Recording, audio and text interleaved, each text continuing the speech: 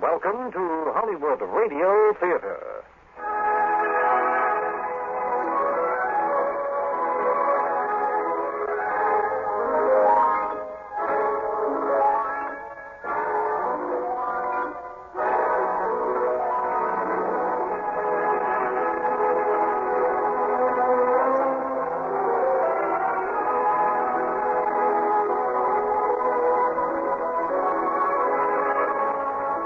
Golden age of motion pictures, we present radio adaptations of Hollywood's finest films.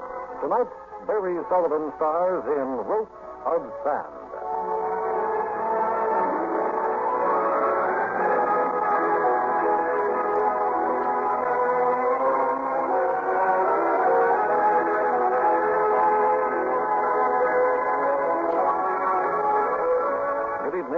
This is your host on Hollywood Radio Theater, Air Force Sergeant Tom Korzanovsky. For tonight's feature presentation, we've chosen a story of intrigue and romance set in South Africa's diamond fields, Rope of Sand. Our star is Barry Sullivan. Act One begins after this important message. What starts fires on kitchen stoves? Forgetfulness. Mother is heating lunch for the children in a frying pan. The baby runs home crying with a nasty scratch. Mother rushes to the medicine chest to help baby, then stays to comfort the child. The frying pan, untended, overheats. It turns a bright cherry red. The food inside smokes, then flames. Unless Mother smells the smoke of burning food, chances are the house will burn down.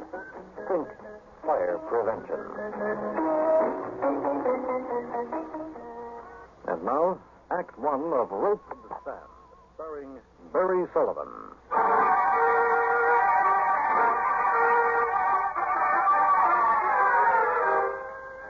Nothing had changed. There were the same sheet iron warehouses along the docks, the same slow-moving stevedores waiting on the wharf, same glaring sky, the same suffocating heat. The port of Diamondstadt, British Southwest Africa, was as changeless, as ugly as the souls of the men who lived there. On the deck of the freighter, I could see the low hills behind the town. And along the crest of those hills, the silhouettes of the watchtowers where men waited with rifles and machine guns. On the other side of those hills, there would be still other men in armored cars and half-tracks. Men in machines that patrol the endless miles of sand dunes which surround, like a rope of sand, the richest diamond-bearing area in the world.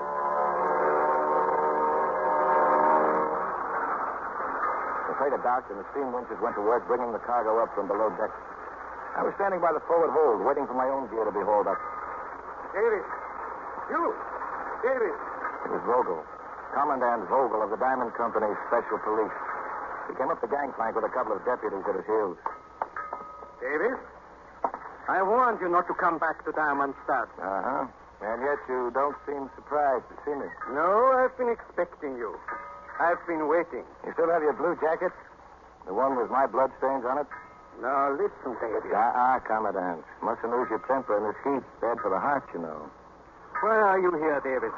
What do you want? Well, at the moment, just my gear. This is it coming up from the hold. The net with my equipment swung overhead, and then suddenly it plummeted toward the deck.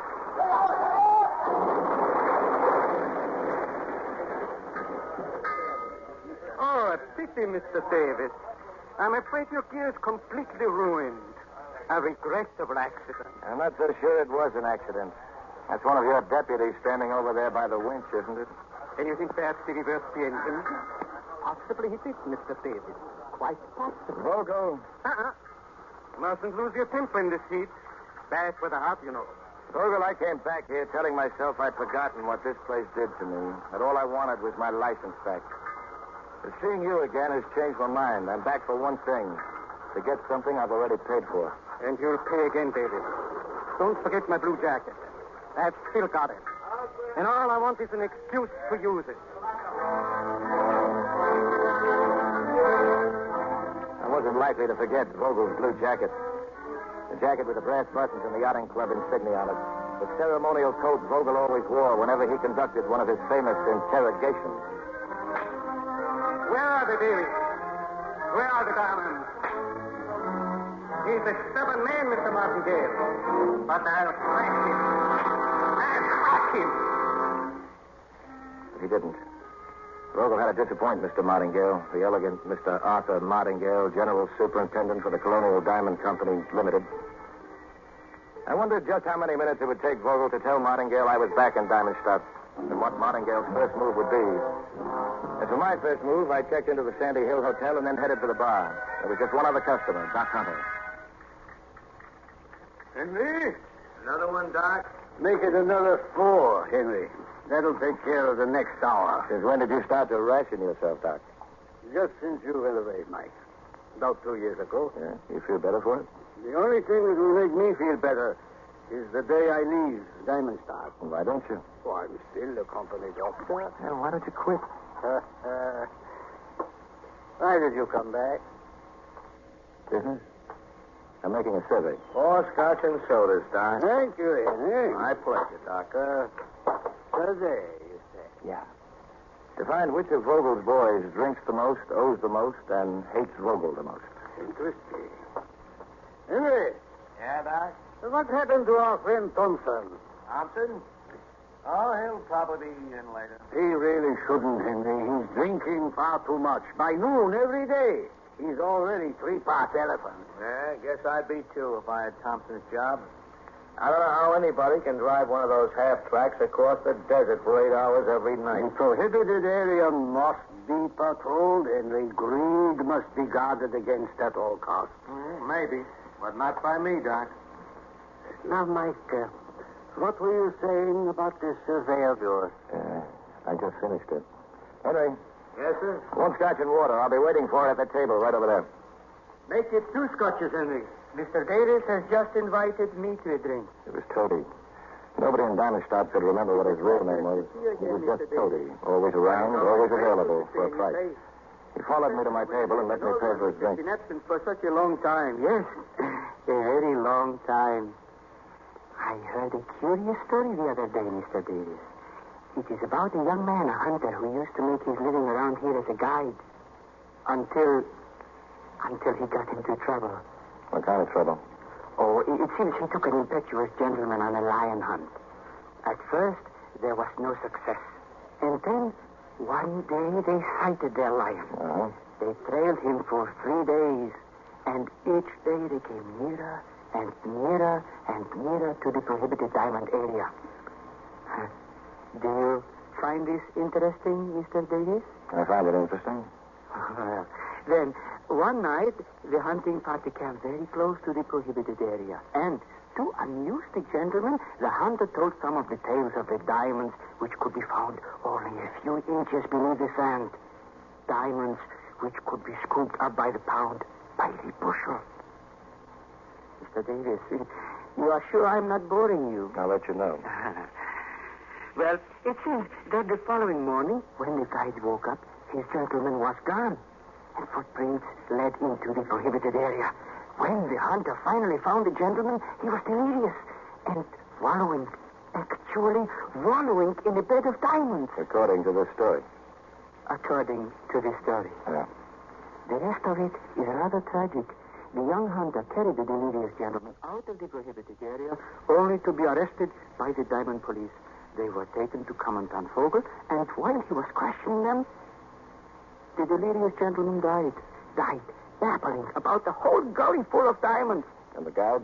Oh, he was badly beaten by the police, but he never told them where the diamonds could be found. He simply disappeared from Diamondstadt. It is rumored he might have been imprisoned. But the curious part of the story is that this young man, this guide, is supposed to be back here right now. The reason for his return is obvious, of course. Of course.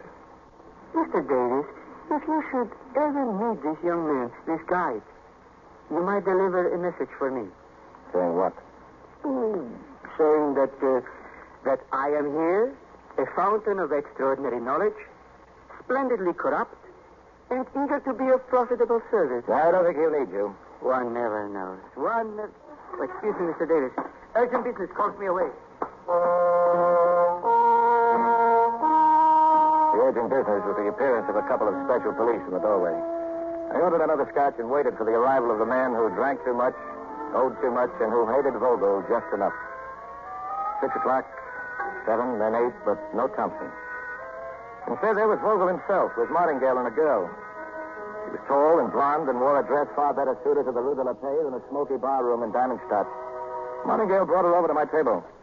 Miss Renault, may I present Mr. Michael Davis? Michael, Miss Suzanne Renault. Mr. Davis? Hello? Miss Renault is the niece of one of our largest French stockholders, Michael. I flew her up from Cape Town this afternoon. Why? Why, Mr. Davis? Nobody comes to Diamondstadt unless he or she has to. I happen to enjoy big game hunting, Mr. Davis.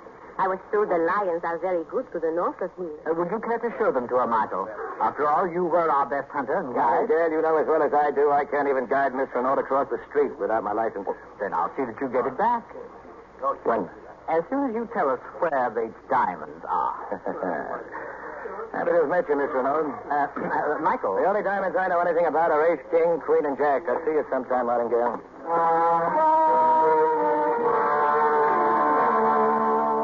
While we'd been talking, Doc Hunter had signaled to me from the bar. I wandered up alongside and ordered another drink. Doc whispered that the man I wanted to see, Thompson, was playing poker with some others outside on the hotel veranda. 10 minutes later, I was not only seated across the table from him, but Thompson owed me £5. I'll have to give him an IOU, David. Oh, that's all. Maybe you'll win it all back at the next hand. Yeah, I can't. I got to go on patrol 15 minutes. Oh, then maybe tomorrow night, huh? Yeah, I'll be here. Mr. Davis? Excuse me, Captain. Yes, Miss Renault? Did you have a cigarette? I'm afraid I left mine inside. Do you really want one, or is this just an excuse? It wasn't very original of me, was it? Frankly, Mr. David, it bores me to spend an evening listening to Mr. Martingale and Mr. Vogel talk business. Really? Well, maybe they think that's the way to make an impression on the niece of the biggest French stockholder. I wish you could forget about that. Why? Because I'd like for us to be friends. Why? Because I think you need a friend. I hate to repeat myself, Miss Renault, but again, why? I was going to say because I feel that you are lonely and intense and unhappy. But now I think a man as suspicious as you does not have friends because he cannot have them. Have a cigarette? Please. Thank you. Yeah. They hate each other, don't they? Who? Martingale and Vogel. Yeah, bitterly. Martingale is on the board of directors of the Diamond Company, belongs to the best clubs in Cape Town, and is a gentleman most of the time. Paul Vogel was the son of an illiterate German farmer who wants to be on the board of directors of the Diamond Company, wants to belong to the best clubs in Cape Town, and wants to be a gentleman part of the time. Which Martingale will never permit. Hey, you catch on fast. Yes, Commandant Vogel has climbed just about as high up the ladder as he'll ever get. And you, Mr. Davis. What about you? Yeah. I'm lonely and intense and unhappy and suspicious. Remember? My apologies, Mademoiselle Renault. But I wish to work with Mr. Davis. Certainly. I'll be in the bar, Mr. Davis. Well, Vogel, I hear you've been playing cards with one of my men. you know, I'd heard that you even policed your own police. It's not to happen again, Davis. Is that clear? Vogel, I need money, lots of it. I'll play poker with anyone who's got cash to lose. I'd even play with you. For a miserable 10-shilling stake, I suppose. It wouldn't be worth my while. Gentlemen, permit me to remedy that, yes. Mr. Davis, I shall be happy to back you. What stakes do you suggest? Make it £500. Only 500? Oh, shall we say 1,000? Well, how about it, Vogel?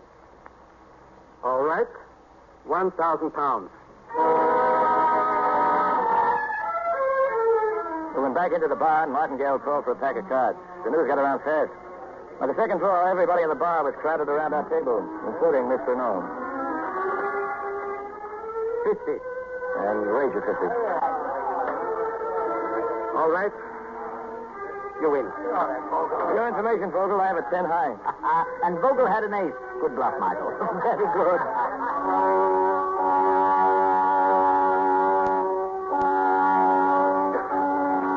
All right. I call. What have you got?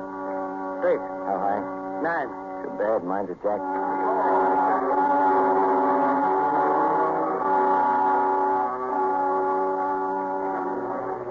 You're a bit, Mr. Davis. Everything I've got. I call that. I have a full house. Mine's a full house. Queen's up. I have a full house. Ace is up. Vogel raked in the pile of chips and collected Martingale's money. Then he got up, offered his arm to Miss Renault. She nodded and smiled, and they left the room together. You seem puzzled, Michael. Perhaps Miss Renault? Yeah, I thought she came in with you. She did, but unfortunately women, especially beautiful women, have no allegiance to losers. Besides, I'm sure Paul Vogel will be a most gallant host. He's taking her to his house? Oh, naturally. It's quite a place, Michael. A pity you've never seen it. The furnishings and artworks are in excellent taste. There's one vase he has in particular. A magnificent Sèvres porcelain, signed 1782, I believe. That's worthy of any Martingale talked. I absent-mindedly shuffled the playing cards that Vogel and I abused. Suddenly I noticed something odd about the cards. I shoved the packet into my pocket. Martingale, is your car outside? Why, yes, it is. May I borrow it for a few minutes? But of course, Michael.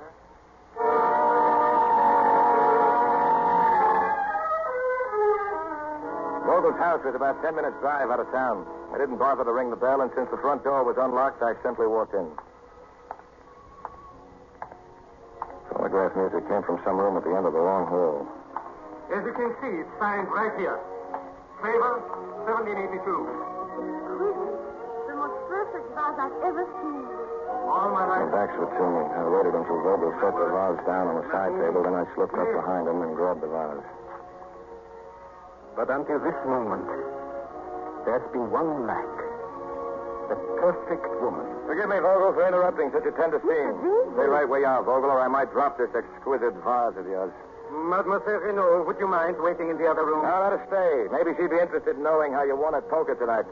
If you're suggesting that More than suggesting, I'm saying that you marked those aces with your fingernail. So if you please, Vogel, 2,000 pounds. 2,000. Yeah, Martingale's 1,000 and 1,000 for me for not dropping this vase. Well, I don't have the money on me. That's too bad. When did you say this vase was made? Do you remember, Miss Renault? I think 1782. Mm-hmm. Must be kind of valuable. Yes, very valuable. You know, my hands are getting very slippery. The heat, you know. Davis, please. 2,000. Yes. Yes, here.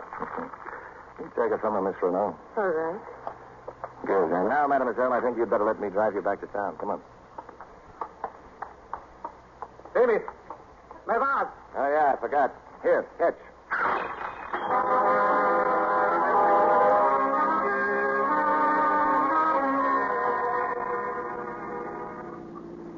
Mr. Davis? Yeah. Thank you for the rescue. Oh, yeah, about that, Miss Renault. Now, maybe this is the way you amuse yourself in Paris.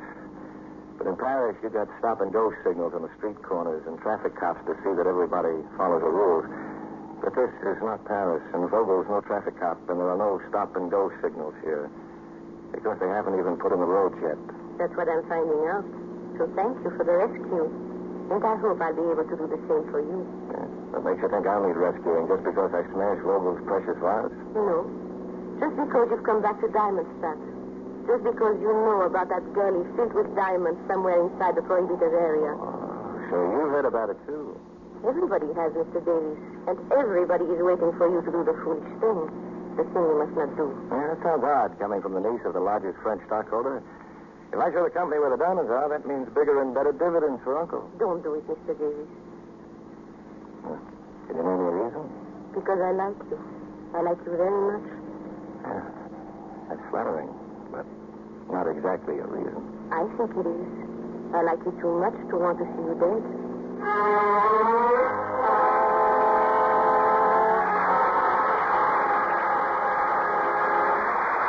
Act one of Rope of Sand, tonight's feature presentation on Hollywood Radio Theater. Act two begins in just one moment.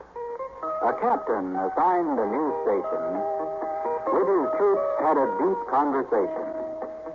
While you're overseas, men, be intelligent. Then you continue with your education. What have you done about your education? And now, Act two of Rope of Sand, starring Barry Sullivan as Mike.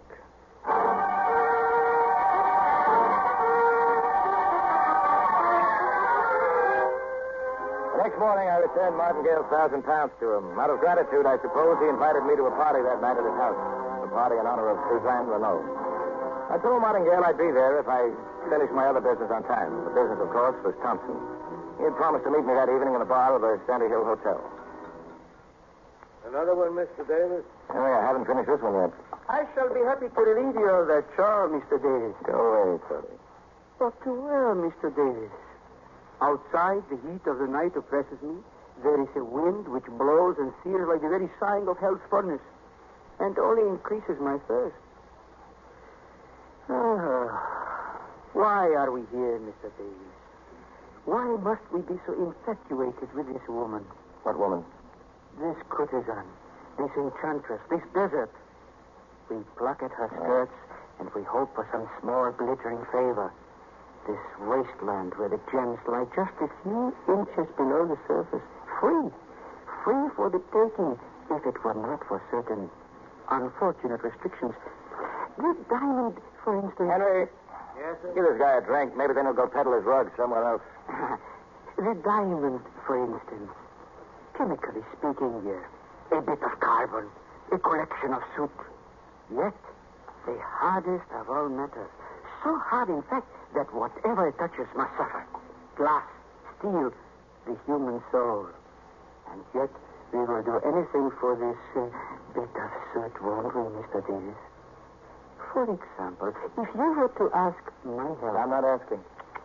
A pity. A pity. But let us assume for the sake of argument... Mr. Davis! Mr. Davis, please! I got away from Cody just as Thompson came into the bar. I motioned him to follow me out into the hallway. I thought we were going to play poker. Some other time. Thompson, how would you like to have enough money to pay off all your gambling debts and your bar bill and still have enough left over for a big time in Cape Town? What do I do for all this? You let me knock you out? Is that all? Well, not quite. You take your half track out on patrol at midnight. At 12:05, just outside town, I hold you up, knock you out, and take your half track. No. Which just happens to have enough gasoline to take you into the prohibited area and on through the Portuguese territory. Yeah, that's the idea. A one-way trip to Angola. Well, how about it? You know, up till now, I never believed all those stories about you. I guess you really do know where those diamonds are. I asked, how about it? Let's see your money.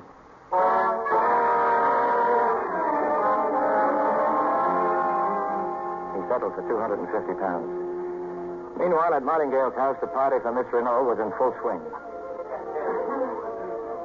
May I get you some more champagne, Miss Renault? Thank you, Dr. Hunter.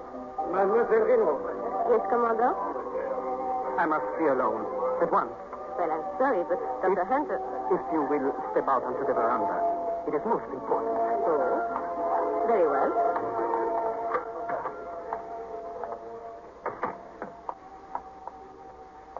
And now, Commodore? I must explain to you about last night, about that card game with David. I'm sure it's none of my affair. But I want you to respect, Suzanne. Why do you think I showed you my house last night? Why do you think I asked you to come out here right now? Commodore. From the moment Martingale first introduced us, I've known that you were the one woman I wanted for my wife. The one woman worthy of my home. Commodore, the answer is no. No. I'm sorry. But this is ridiculous. Suzanne, listen to me. No, let me go. I've got to have... No, stop it! By that, mademoiselle, I take it there's someone else. Yes, Mike Davis. Then how sad for you, mademoiselle. Commandant Vogel. Yes, who is it? Over here. I've got to see. Excuse me, mademoiselle. Gladly.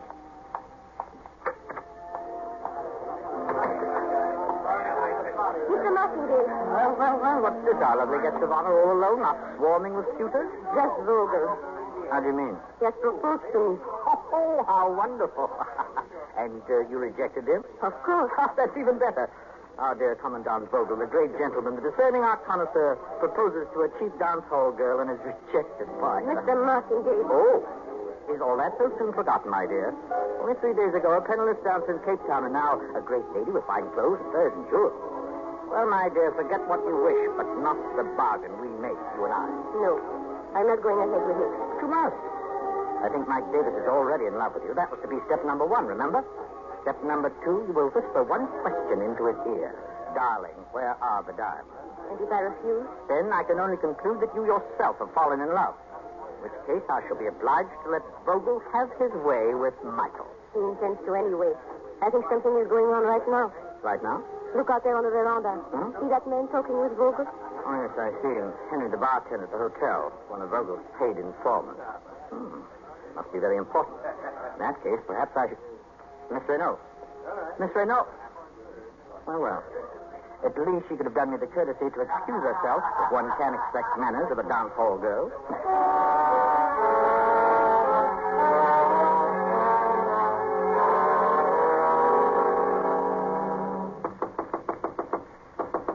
Who is it? Suzanne. Come in, quickly. Mike, you mustn't do it. Don't try it. What are you talking Oh, about? stop pretending, Mike. Don't you suppose I see your bags all packed, that pistol on your bed? It's tonight, isn't it? Yeah, I'm leaving right now. No, Vogel knows he's waiting for you. Oh, did he tell you? Of course not. But the man seemed to see Vogel at the party. And the way Vogel talked about you, as if you were already dead. Look, you're being hysterical. Mike, please believe me. I have a feeling about tonight, a premonition. Sorry, Suzanne. Don't go feminine on me. I haven't got time for hunches. I've got a timetable to keep. No, Mike, no. So long. Wish me luck. No, Mike, please. According to the plan, Thompson was to take the usual road out of town. At 5 minutes past midnight, he would reach a certain spot in Waldstein Canyon. I'd be waiting for him. I got there a couple of minutes ahead of time. A couple of minutes in which to think about Suzanne's warning. Then I saw the headlights of the half-track boring through the night.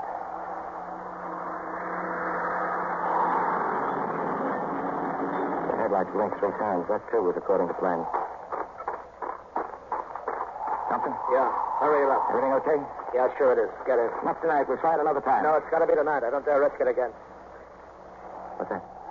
Listen. It's Vogel. Why, you dirty I lie. didn't want to tell him. Vogel found out somehow. He hauled me in. His men beat me till I couldn't take it anymore. I just couldn't take it anymore.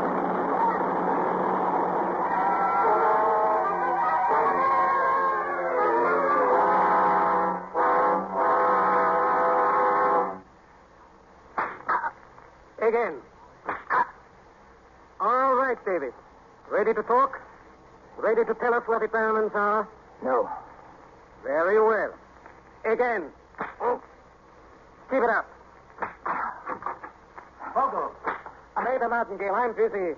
Too busy, I'm afraid. That's enough of the whip.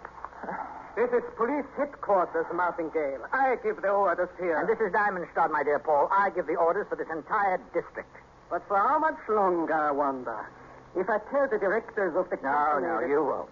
Now take off that blue jacket. I prefer you dressed for more informal occasions. At once, Paul. Anything else? Yes. Tell your guards to carry Michael over to his hotel, and then to send Dr. Hunter up to him.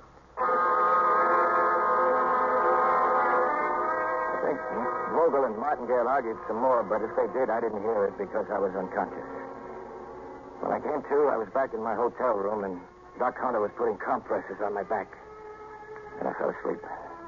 When I woke up, soft, cool hands were caressing my face. Oh, Mike. Oh, Mike, what have they done to you? Suzanne, why did they let me go? Don't try to think, darling. Just rest. But I've got to know why. Oh, Mike, I love you. Martingale made Vogel stop, but he must have had a reason. Darling, it was me. You? I went to Martingale. I told him if he didn't stop Vogel, I'd go to Cape Town and tell them what's going on here about the horrible brutality. And if Cape Town wouldn't listen, I'd go to Paris and tell my uncle. For once, I don't mind you being the niece of the largest French stockholder. Oh, Mike, I may not be able to save you again. You've got to forget about those diamonds. Never. Darling, listen. No, don't you see, Suzanne? The first time Vogel beat me, it was for doing absolutely nothing. I was simply a hunter and a guide that followed his employer into the prohibited area to bring him out. He was delirious with heat and thirst, and I was trying to save him. I didn't pick up a single diamond. I didn't even want them then. But Vogel beat me just the same, and the government took away my license. Now I'm going to get what I've already paid for. I'd crawl out of the grave to get what I came after. Mike, all right, but let me get them from Oh, don't be a fool. If they ever caught you, What why... have to lose? You just give you my life stops anyway. Oh, Mike, let me get the diamonds for Oh, you. you can't. I'd never let you through the barrier. I'll get a special pass from Martingale. You wouldn't dream of suspecting Oh, me. no, you're a woman. You couldn't last out in that desert. You wouldn't know where to start looking. You wouldn't... Give me a map. And perhaps you have a friend who could go along with me. Somebody who did for me. No, I don't know. I'll have to think about it. There is no other way, Mike. Vogel will have his men watching you every minute, day and night. Now, let me think about it. We'll talk about it again tonight. I didn't didn't like any part of the idea. On the other hand, well, there wasn't much choice. After Suzanne left, I phoned down to the bar and had them tell Tildy to come up to my room. I am delighted to see you again, Mr. Davis. And I hope your unpleasant experience will not keep you a bit too long, sir. Well, it shouldn't. Vogel let me off easy this time. The beginning of wisdom. Perhaps he has at last decided you are a man immune to violence, but receptive to the more gentle approach. It at least provides happy memories, huh? What are you talking about? The woman. The lady known here in Diamondstadt as Mademoiselle Suzanne Renaud. Known as Mademoiselle Renaud? And known in Cape Town under various other names in various waterfront cafes and dance halls. You're lying. Mr. Davis, I assume that you knew that you were simply enjoying some slight flirtation with this person, but without any... Listen, you filthy-minded scum. Martingale gave a party in honor of Miss Renaud just last night. She's the niece of one of his largest French stockholders. Yes, of course. Mr. Martingale has dressed her and coached her very well for the part. But tell me, Mr. Davis, has she not once asked you about the diamonds? Where they are to be found? Perhaps even a map? Get out of here. But she just invited me up Get here. out. Get out! Very well. As you wish, Mr. Davis. As you wish.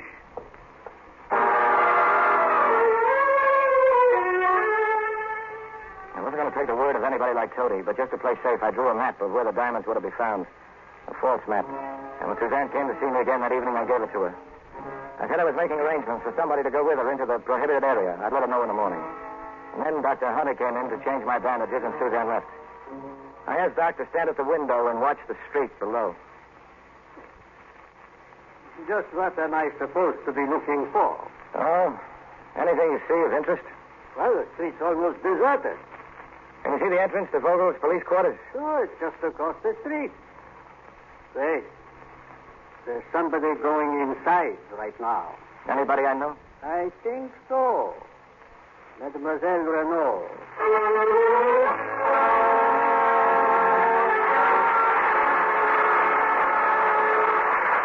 Act 2 of Rope of Sand. Our third and final act begins after this brief message. A friend of mine had a magnificent stereo system. He had tuners that tune and tweeters that tweeted and woofers that woofed. And day by day he added one more gadget that deepened the bass or heightened the highs until one day he achieved the ultimate in a home stereo system. Perfect fidelity.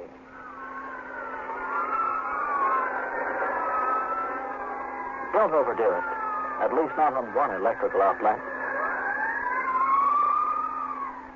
And now let's return for the final act of tonight's Hollywood Radio Theater featuring Rope of Sand with our star, Barry Sullivan.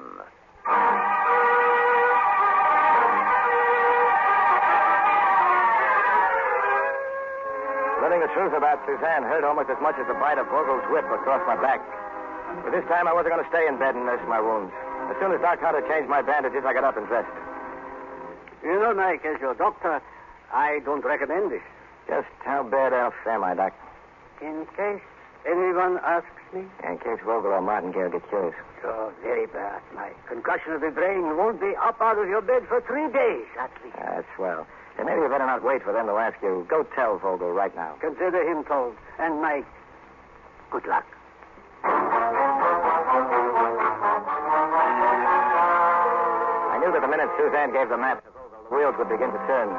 Vogel wouldn't wait until morning to start out to the Valley of Diamonds. Already he must be loading a half-track with gas and provisions.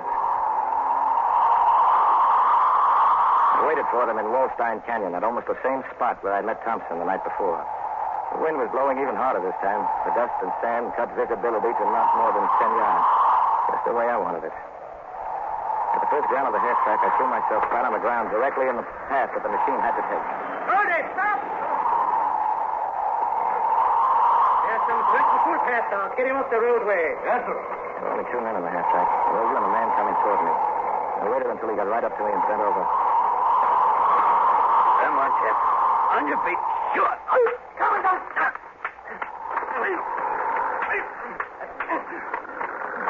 Hey, look out! No, come on, no!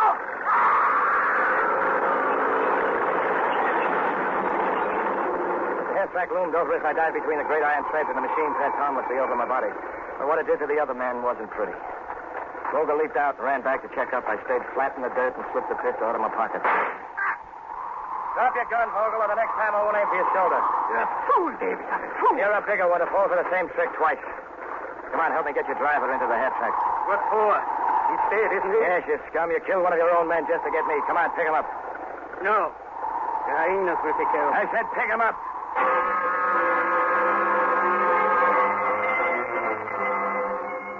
I got the body into the rear of the half track, and I covered it over with a tarpaulin. And I shoved my pistol into Vogel's ribs and told him to drive us to the gate through the barrier.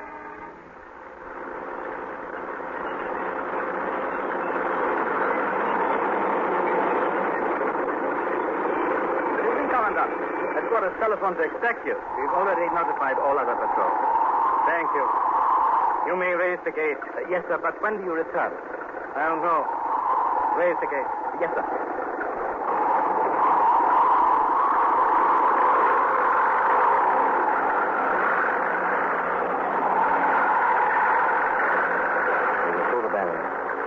Safely into the prohibited area. And this time, nobody could get in my way or bring me back.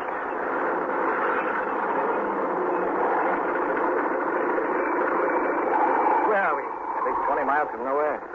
Now, pick up that radio telephone. Call your headquarters. You have thought of everything, haven't you? Everything. Now, quick. Think up a little speech that'll keep the boys back home fat, dumb, and happy for the rest of the night. And remember, if you make one little mistake... I understand all that. Okay. Then flip the switch. This is Vogel speaking. This is Vogel. I'm on an important reconnaissance. Clear all patrols from the northwest area. Do not try to contact me again. I will be operating under radio silence. Over and out. Okay. Now get out. No. No! It's more than you deserve, Vogel. You killed one of your own men, and you'd kill me if you could. All you're getting is a long walk home. Davis, we're in the middle of the desert. I don't know which way I... Isn't that just too bad? Now out. Out.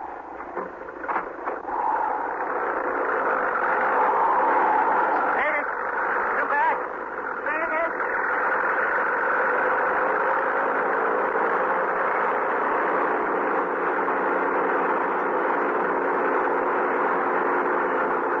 I steered by the stars and by compass. Shortly after dawn, I sighted the black hills that were my marker. In another hour, I reached the valley and the gully of Diamond.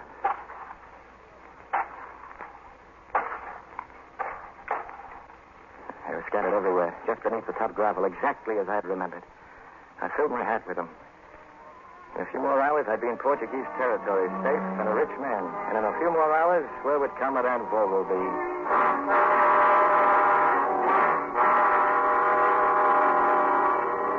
Commandant Vogel, you ordered all patrols out of the area? I don't care what I ordered. After that length of time, you should have investigated. We did, sir. That's how the patrol found you. Stop arguing. Bring Dr. Hunter and the girl in here. Yes, sir. Doctor, that's Reno. Thompson, you stand guard outside. Yes, sir. I suppose you're pleased with yourself, Doctor. And you too, Miss Renault. But if either of you have any hope of joining Mr. Davis in Angola to share his wealth, I must disappoint you. It is enough for me to know that Mike is safe in Angola. Dr. Hunter, I charge you with criminally underestimating your patient's powers of recuperation, to mislead me and allow Davis to escape. As for you, Miss Renault, you will be charged with giving aid to a criminal. You sent me to a trap with a counterfeit map. Counterfeit? Oh, come now. There's no need to pretend surprise. When you brought me that map, you said you did so in order to save Mr. Davis from his own folly. You pretended to bargain with me for his life. And all the time you were lying. A cheap, lying girl of the dance hall. Commandant! Yes. Martingale finally told me what you were. Something from the gutter. Vogel, I suggest that you apologize. Ah! I will not. You have insulted this girl as you insult everyone. Dr. Hunter! Dr. Hunter. Come on. Get him on his feet. I can't. Hit his head against the desk. He's dead. Ah. And you killed him? No. Yes, with this paperweight from my desk. Thompson. Yes, Commandant. Suzanne Renault is under arrest for the murder of Dr. Hunter. Take her away. No.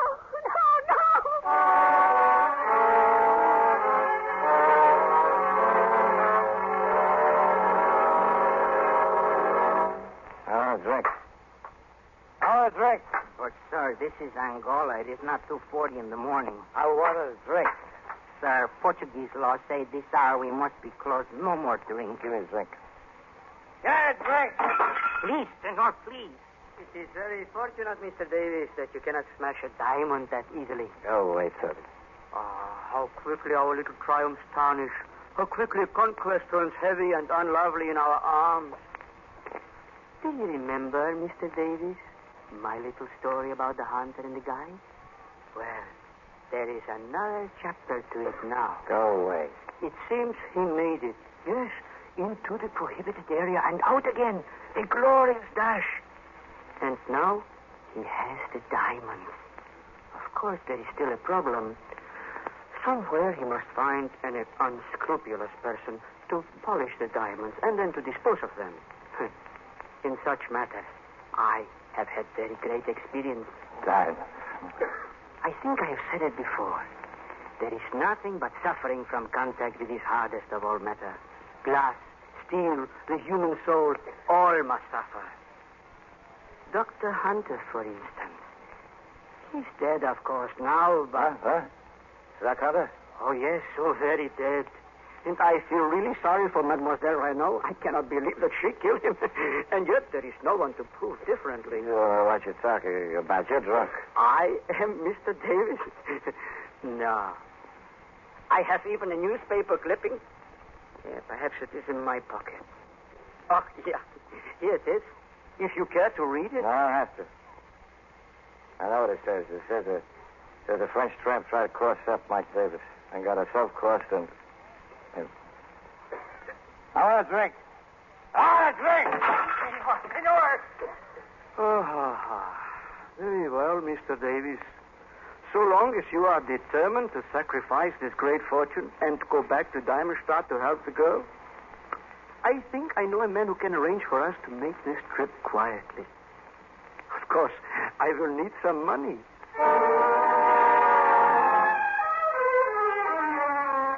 3 nights later, Toady and I slipped back into Diamondstadt. I headed straight for Martingale's house. From the driveway, I could see lights in the library and the silhouette of Martingale working at his desk. Behind the desk was a screen door, unlocked. I thought I heard footsteps outside, Michael. I've extraordinary ears, you know. I hope you've also got extraordinary eyes. That can tell you this gun is loaded. Michael, I must tell you immediately that I can never accept your proposition. You haven't heard it yet. First, I want you to phone Vogel. Get him over here. It happens that he's on his way here now to discuss some business. Perfect. Now, about my proposition. I know. You have your diamonds. Now you want your girl. It's even better than that. An even trade. I give you the diamonds for the girl. You're serious? Completely. I never know what to think anymore. I'm being constantly disillusioned. Has money completely lost its power?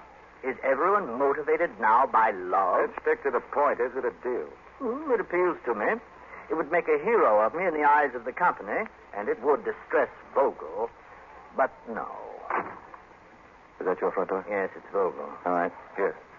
This is a note I want you to copy onto your typewriter. May I read it first? Sure. I'll be standing behind the door when Vogel walks in. Start typing.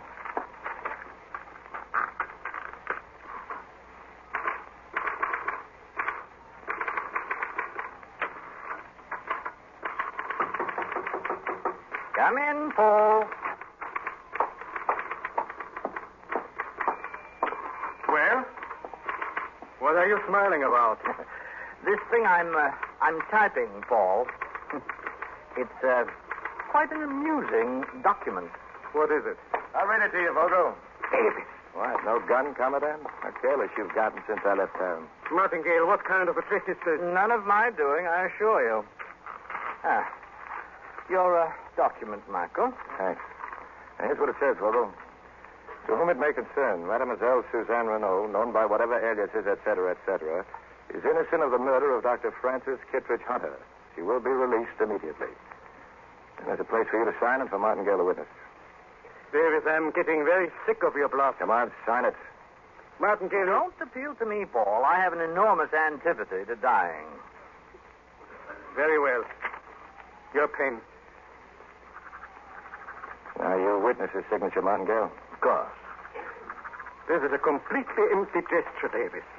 I'll have you under arrest before you and your girl can get out of town. We do. That paper you just signed says Suzanne Renaud did not kill Dr. Hunter. But then who did, Vogel? Who else but you was in that room when he was killed? Commandant, you've just signed a confession of murder.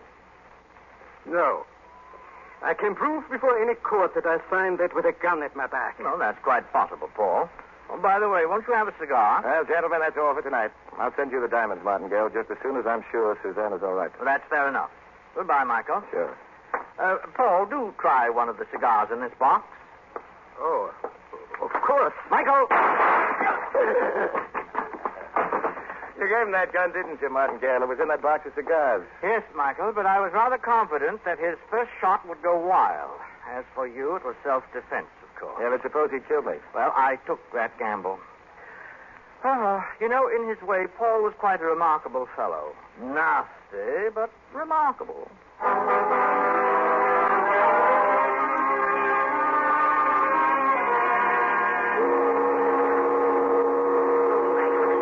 It's all wrong. Yeah, what is? Well, here we are, going away together, and yet you've never once said the words, the thing that I've been waiting to hear. I don't like speeches. Oh, but Mike. Mr. Davis! Mr. Davis! Go away, Tony. Oh, come, Michael. Can't old friends wish you a bon voyage? Besides, I've got a going-away present for you. Here. How beautiful. These were two of the diamonds that you returned to me. Ah. Thanks, Martingale. Tony, Yes, Mr. Davis? a diamond for you. Yes, so large, so exquisite. And the other for you, Suzanne. Your engagement ring.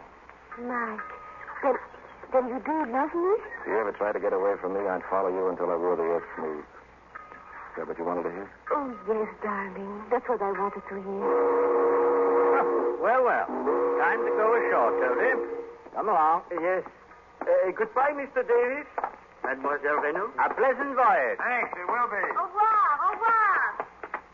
An amazing thing, Mr. Martingale, a diamond. Carbon, a bit of soot, chemically speaking, and yet the hardest of all matters. So hard that whatever it touches must suffer. Love, steel.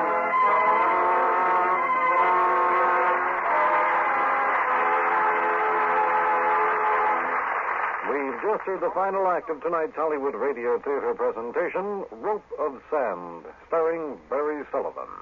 In a moment, news of next week's program. But first, this important message. An eager young airman named Dan, who was stationed somewhere in Japan, said, though here overseas, I can learn what I please, so I take all the courses I can. What have you done about your education? Next Sunday evening, Hollywood Radio Theater will bring you Sangaree. Our stars will be Arlene Dahl and Cesar Romero. Until next Sunday, then, this is your host, Air Force Sergeant Tom Korzenowski, wishing you a very pleasant good evening.